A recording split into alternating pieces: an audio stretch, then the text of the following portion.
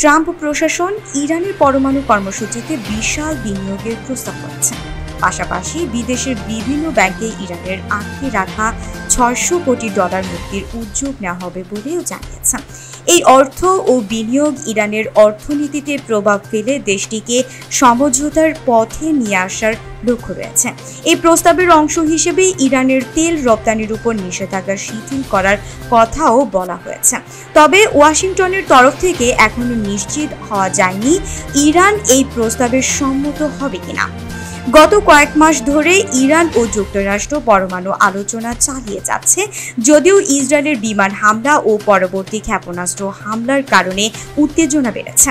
গত 23 জুন মার্কিন বাহিনী ইরানের 3টি পরমাণু স্থাপনায় বিমান হামলা চালালে এর পরদিন প্রেসিডেন্ট ট্রাম্প যুদ্ধবিরতির ঘোষণা দেন।